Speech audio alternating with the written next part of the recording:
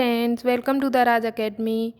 Students, आज हम home science में फूड और न्यूट्रिशन ब्रांच के खाद्य पदार्थों के वर्गीकरण टॉपिक से कुछ क्वेश्चंस यहाँ देखेंगे, जिसमें हमारा पहला क्वेश्चन होगा मूंगफली है। फ्रेंड्स, नश्वरता के आधार पर खाद्य पदार्थों का जो वर्गीकरण हुआ है उसका ये क्वेश्चन है।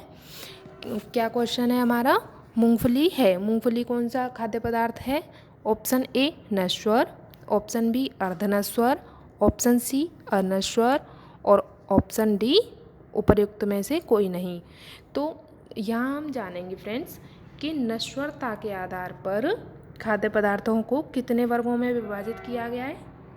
नश्वरता के आधार पर खाद्य पदार्थों को 3 वर्ग में विभाजित किया गया है। कितने में? 3 में।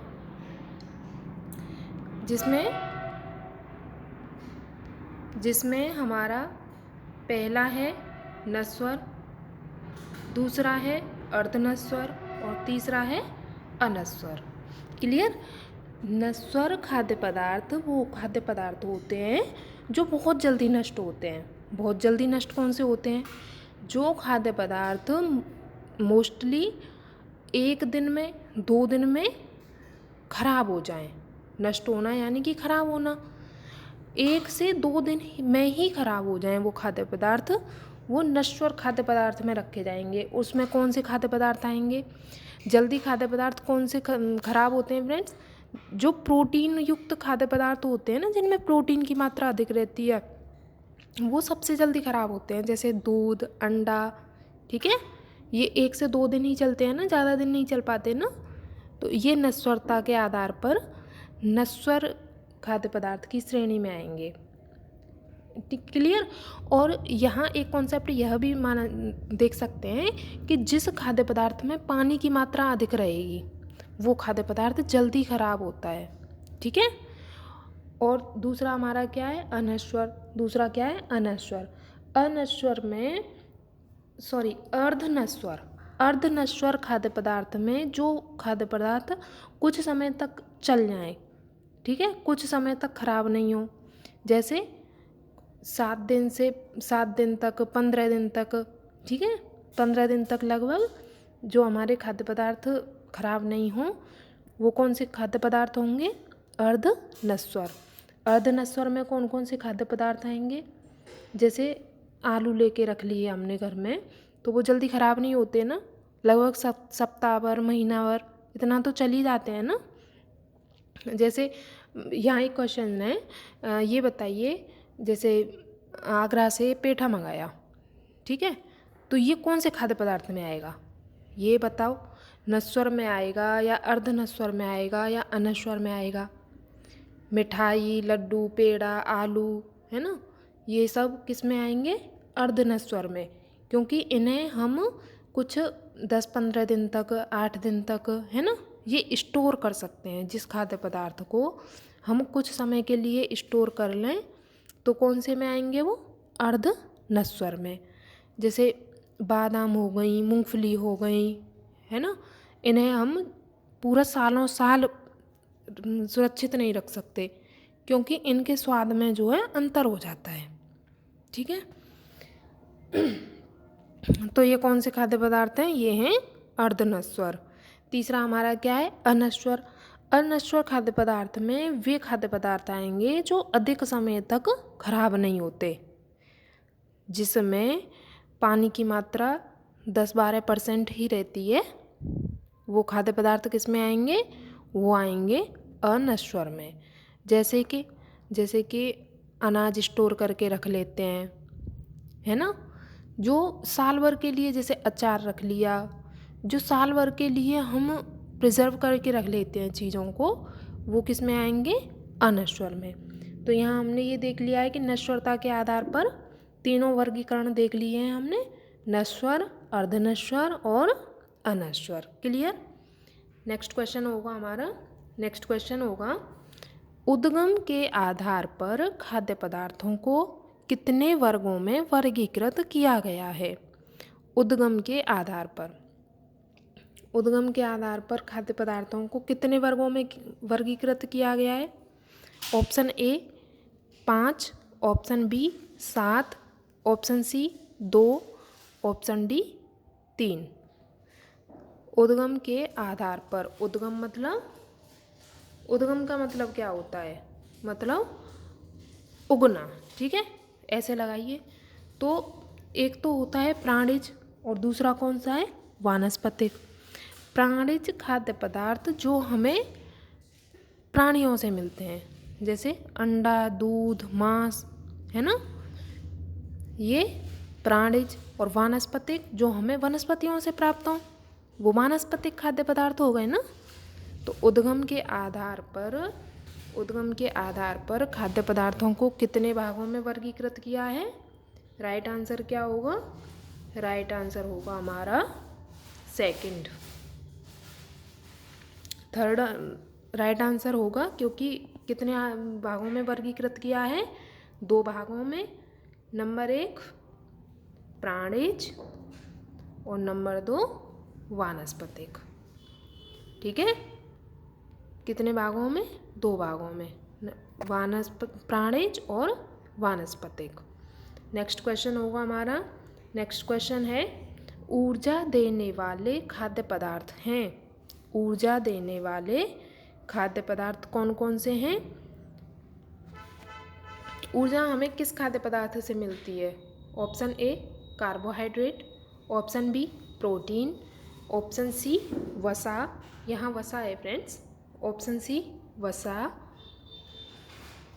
ऑप्शन डी खनिज लवण। ऊर्जा सबसे ज़्यादा हमें किससे मिलती है, ऊर्जा मिलती है हमें कार्बोहाइड्रेट से। जैसे अगर शरीर में थकान सी हमें फील होती है तो सबसे पहले ग्लूकोज लेते हैं ना, क्योंकि ग्लूकोज तुरंत एनर्जी देता है। ग्लूकोज क्या है, ग्लूकोज कार्बोहाइड्रेट की ही तो इकाई है, ठीक है। सबसे कार्बोहाइड्रेट का सिंपलेस्ट फॉर्म क्या है, ग्लूकोज। तो सबसे ज़्यादा ऊर्जा हमें किससे मिलती है, कार्बोहाइड्रेट से, क्लियर।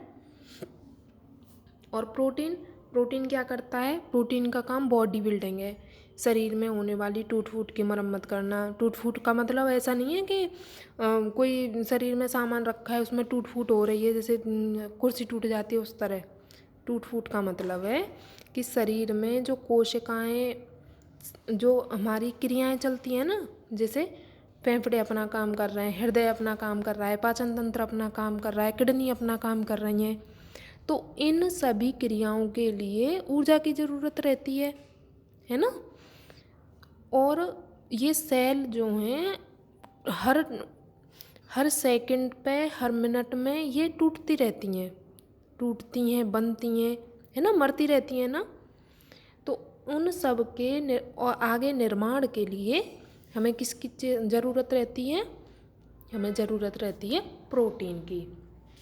तो बॉडी बिल्डिंग का काम, शरीर में होने वाली कोशिकाओं की टूट फूट की मरम्मत का काम क्या करता है, प्रोटीन, क्लियर। नेक्स्ट क्वेश्चन होगा हमारा, नेक्स्ट क्वेश्चन है भोज्य पदार्थों का वर्गीकरण कितने वर्गों में किया गया है। भोज्य पदार्थों का वर्गीकरण कितने वर्गों में किया गया है। Option A 3, option B 4, option C 7 and last क्या है हमारा 5। भोज्य पदार्थों को कितने वर्गों में वर्गीकृत किया गया है फ्रेंड्स। भोज्य पदार्थों को 5 वर्गों में वर्गीकृत किया गया है। कैसे, नंबर 1 पोषक तत्वों के आधार पर, नंबर 2 कार्य के आधार पर, नंबर 3 नश्वरता के आधार पर, नंबर 4 उद्गम के आधार पर, नंबर 5 रासायनिक संरचना के आधार पर। यहाँ हम क्रम से न देखकर रैंडम ही याद कर सकते हैं कि किस किस के आधार पर वर्गीकृत किया गया है। पोषक तत्वों के आधार पर, पोषक तत्वों के आधार पर जैसे कार्बोहाइड्रेट, प्रोटीन, वसा, विटामिन, मिनरल, ये पोषक तत्व हैं ना। कार्य के आधार पर जैसे ऊर्जा देने वाले, शरीर का निर्माण करने वाले। ऊर्जा देने वाले कौन कौन से हैं, ऊर्जा देने वाले हैं कार्बोहाइड्रेट और वसा। और निर्माण करने वाले प्रोटीन और खनिज लवण। सुरक्षात्मक विटामिन और फैट, ठीक है। और नश्वरता के आधार पर अभी हमने क्लियर किया है। नश्वर, अर्धनश्वर, अनश्वर, उद्गम के आधार पर प्राणिज और वानस्पतिक, ये भी हम क्लियर कर चुके हैं। और रासायनिक संरचना के आधार पर कार्बनिक और अकार्बनिक, पांचों क्लियर हैं। कार्बनिक वो होते हैं जो जलने के बाद राख नहीं बचती, और अकार्बनिक होते हैं जो जिनमें कार्बन नहीं पाया जाता। ठीक है, अकार्बनिक कौन से होते हैं? जिनमें कार्बन नहीं पाया जाता। क्लियर। नेक्स्ट क्वेश्चन होगा हमारा, नेक्स्ट क्वेश्चन है भोजन के कार्य हैं। भोजन के कार्य क्या क्या हैं फ्रेंड्स? नंबर 1 शारीरिक कार्य, बी सामाजिक कार्य, सी मनोवैज्ञानिक कार्य, डी उपर्युक्त सभी। तो फ्रेंड्स भोजन के कार्य कौन कौन से रहेंगे? शारीरिक कार्य में देखो ऊर्जा देना, शरीर को ऊर्जा देता है भोजन, उसमें कार्बोहाइड्रेट फैट रहती है, ऊर्जा देता है। शरीर का निर्माण करना, अभी बताया था निर्माण कौन सा करेगा? प्रोटीन और मिनरल। सुरक्षा, सुरक्षा हमारा फैट देगा, विटामिन्स देंगे। ठीक है। और सामाजिक कार्य में, सामाजिक कार्य में ऐसे देखिए जैसे भोजन का सामाजिक कार्य, जैसे किसी के यहाँ कोई शादी फंक्शन रहता है ना, तो वहाँ पे कितने सारे आइटम बना के रखते हैं, तो ये किसके लिए? ये समाज को दिखाने के लिए, समाज में अपना नाम करने के लिए। तो ये सामाजिक काम के अंतर्गत ही आया ना। और मनोवैज्ञानिक कार्य, जैसे किसी किसी का ऐसा होता है कि गुस्से में या फिर दुख में भूख नहीं लगती, खाना छोड़ देता है, तो ये संवेग ही तो भोजन को प्रभावित कर रहे हैं ना, तो ये मनोवैज्ञानिक कार्य हो गया। ठीक है। और कई बार ऐसा होता है कि भोजन जो है, भोजन के द्वारा हम अपने मनोवैज्ञानिक स्थिति को प्रकट करते हैं, जैसे अच्छा खाना खा रहे हैं यानी कि हम खुश हैं। ठीक है, अपने संवेगों को व्यक्त करते हैं भोजन के द्वारा। तो इसका राइट आंसर क्या होगा? इसका राइट आंसर होगा option number D. Next question क्या है हमारा? नेक्स्ट क्वेश्चन है प्रोटीन के बाद दूसरा निर्माणात्मक भोज्य तत्व है। प्रोटीन के बाद दूसरा कौन सा निर्माणात्मक तत्व है? पीछे हमने देखा है सबसे पहले शरीर का निर्माण किसके द्वारा होता है? सबसे पहले होता है प्रोटीन से, और दूसरे नंबर पर खनिज लवण, क्या आएगा? मिनरल। दूसरे पर क्या आएगा? मिनरल। क्योंकि प्रोटीन से शरीर का निर्माण होता है, और कैल्शियम, फॉस्फोरस, ये सभी भी सहायक होते हैं ना खनिज लवण। क्लियर। तो राइट आंसर क्या होगा? राइट आंसर होगा option number C. Next question, next question होगा हमारा मानव शरीर में सर्वाधिक मात्रा किसकी होती है? सर्वाधिक मात्रा होती है किसकी? ऑप्शन ए रक्त की, ऑप्शन बी प्रोटीन की, ऑप्शन सी खनिज लवण की, ऑप्शन डी जल की। मानव शरीर में सर्वाधिक मात्रा किसकी होती है? जल की। और हमारा सेकंड नंबर पर कौन सा आएगा? जल के बाद शरीर में सर्वाधिक मात्रा किसकी रहेगी? जल के बाद शरीर में सर्वाधिक मात्रा रहती है प्रोटीन की। क्लियर। फर्स्ट नंबर पर क्या आएगा? फर्स्ट पे आएगा जल, और सेकंड पर आएगा प्रोटीन। क्लियर। नेक्स्ट क्वेश्चन होगा, नेक्स्ट क्वेश्चन है आयोडीन की कमी किस ग्रंथि के निर्माण को प्रभावित करती है? आयोडीन की कमी किस ग्रंथि के निर्माण को प्रभावित करती है? Option A thyroid, option B pituitary, option C adrenal, option D pineal. Right answer क्या होगा? आयोडीन की कमी थायराइड ग्रंथि को प्रभावित करती है, जो गले में पाई जाती है। ठीक है। और आयोडीन हमें कहाँ से मिलता है? आयोडीन हमें नमक से मिलता है। पोटेशियम आयोडाइड उसमें मिलाते हैं। क्या मिलाते हैं? पोटेशियम आयोडाइड और पिट्यूटरी ग्रंथि कहाँ रहती है? पिट्यूटरी मस्तिष्क में रहती है, जिसे मास्टर ग्लैंड कहते हैं। क्या कहते हैं? Master gland. और एड्रिनल ग्रंथि वृक्क है ना, वृक्क, जैसे किडनी, वृक्क किडनी को कहते हैं। जैसे ये किडनी हो गई, तो किडनी के ऊपर ऐसे पिट्यूटरी ग्रंथि रहती है। ठीक है, पिट्यूटरी ग्रंथि, सॉरी एड्रिनल ग्रंथि वृक्क के ऊपर रहती है ये। ठीक है। पीनियल ग्रंथि मस्तिष्क में पाई जाती है। जो जैसे रात को सोते हैं ना, तो हमें सोने में बहुत सहायता करती है। जैसे ही मस्तिष्क, हमारी आंखों के सामने अंधेरा आता है, तो पीनियल ग्रंथि अपना हार्मोन स्रावित करती है, जिससे शरीर को आराम मिलता है और नींद आती है। ठीक है।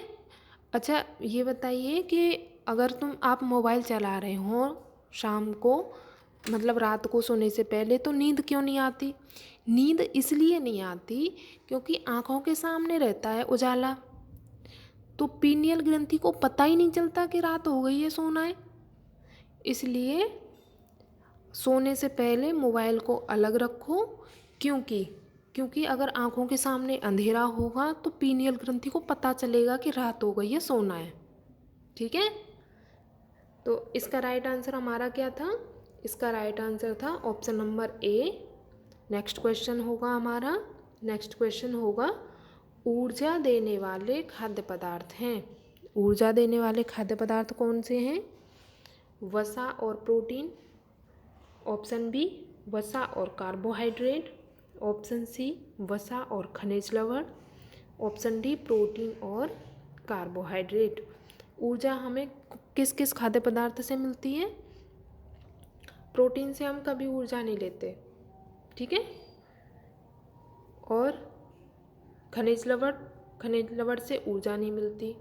इधर प्रोटीन से ऊर्जा नहीं मिलेगी। राइट आंसर क्या होगा हमारा? राइट आंसर होगा ऑप्शन नंबर बी, वसा और कार्बोहाइड्रेट। ऊर्जा देने वाले खाद्य पदार्थ कौन से हैं? वसा और कार्बोहाइड्रेट। नेक्स्ट क्वेश्चन होगा हमारा, नेक्स्ट क्वेश्चन है कार्बोहाइड्रेट हम कितने रूप में प्राप्त कर सकते हैं? कार्बोहाइड्रेट कितने रूप में प्राप्त कर सकते हैं? Option A 2, option B 3, option C 5, option D 7। Carbohydrate को हम कितने रूप में प्राप्त कर सकते हैं? 2 रूपों में। कितने रूपों में? 2 रूपों में। नंबर एक क्या होगा? शर्करा। और नंबर दो क्या है? नंबर 2 है स्टार्च।